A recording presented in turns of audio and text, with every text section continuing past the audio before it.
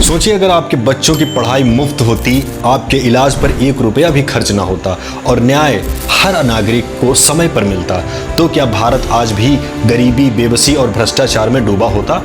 लेकिन सच्चाई यह है, शिक्षा बिक रही है, इलाज बिक रहा है और न्याय सिर्फ अमीरों की थाली में परोसा जा रहा है।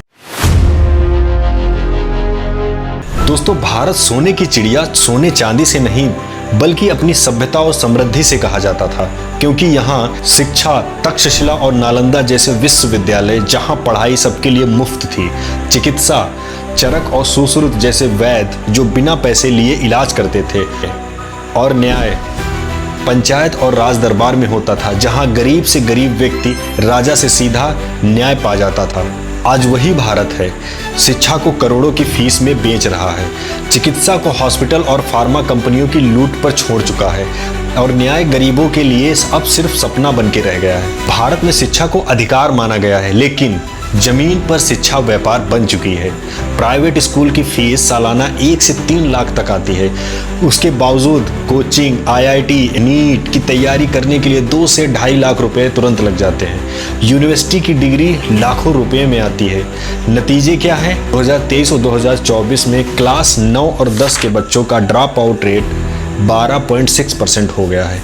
बिहार में सेकेंडरी लेवल ड्रॉप आउट 20% से भी ज़्यादा हो चुकी है और इतिहास गवाह है कि 47 में से सिर्फ एक बच्चा क्लास 8 तक पहुंच पाता है। अब सोचो, गरीब का बच्चा मजदूरी करने पर मजबूर है और अमीर का बच्चा डोनेशन के नाम पर डॉक्टर, इंजीनियर बनता जा रहा है और शिक्षा एक धंधा बन चुकी है। दोस्तों, बीमारी जात पात, अमीरी गरीबी नहीं देखती, लेकिन इलाज गरीब और अमीर में फर्क करता है। भारत स्वास्थ्य पर GDP का सिर्फ 1.8% खर्च करता है, जबकि विकसित देश 7 से 10% खर्च करते हैं। प्राइवेट अस्पताल एक दिन का खर्च 20 से 30 हजार रुपया ले जाते हैं। कोविड में तो आप लोगों ने देखा ही होगा, एक दवाई 20,000 वाली 1 लाख में बिक रही थी। यहाँ तक कि डॉक्टरों को फार्मा कंपनियां दवाई लिखने पर कमीशन भी देती हैं, यानी इलाज भी अब धंधा बन चुका है। और न्यायपालिका कहती है हर नागरिक को बराबर का न्याय मिलेगा, लेकिन सच्चाई ये है ही नहीं।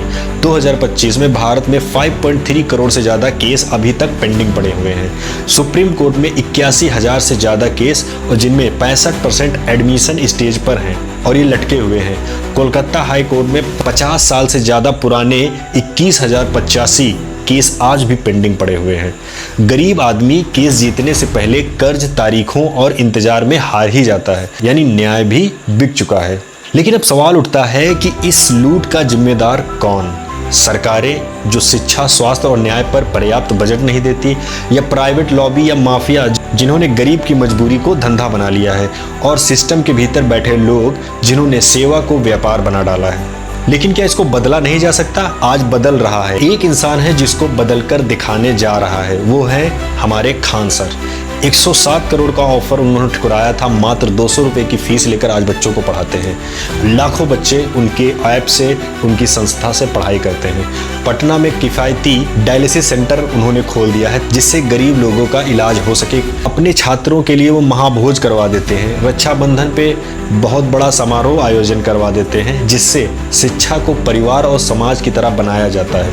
वो आज तक अपना नाम नहीं बताए हैं कि असलियत में वो किस जात के हैं या किस कौम के, या फिर किस धर्म के हैं, क्योंकि उन्होंने सिर्फ देश को आगे रखा, देश की शिक्षा, स्वास्थ्य व्यवस्था और न्याय को आगे रखा। ये दिखाता है कि सुधार संभव है अगर नीयत साफ हो तो। दोस्तों, इतिहास गवाह है, जब भारत ने शिक्षा, चिकित्सा और न्याय सबको मुफ्त और सामान दिए हैं, तभी ये भारत देश महान बना है। आज जरूरत है शिक्षा का व्यवसायीकरण रोका जाए, चिकित्सा एक सेवा की तरह लोगों की सेवा करे, ना कि धंधा बनके। न्याय तेज और सस्ता हो और सबके लिए सुलभ बनाया जाए। किसी का भी भरोसा उस न्यायपालिका से कभी ना उठे, वरना याद रखिए, जब किसी राष्ट्र की रीढ़ यानी कि शिक्षा, स्वास्थ्य और न्याय टूटती है, तो पूरा देश धीरे धीरे बर्बादी की ओर चला जाता है। अगर ये आपको आपके देश में ये चीजें दिखाई दे रही हैं, मतलब आपके देश में ये हो रहा है। आज भारत में गरीब आदमी के लिए पढ़ना, जीना और न्याय पाना एक लग्जरी बन चुका है। लेकिन अगर हम सब मिलकर मांग उठाएं, सिस्टम को जवाबदेह बनाएं, तो कल का भारत फिर से वो हो सकता है जहां शिक्षा, चिकित्सा और न्याय सबका हक और सबका अधिकार बनेगा। भारत फिर से महान बन सकता है। बस हम सबको आवाज़ उठानी होगी, लेकिन एक साथ, एक मिल करके। अलग अलग रहेंगे तो ये आपको आपके अलग होने के फायदे दिखा करके तोड़ देंगे। धन्यवाद।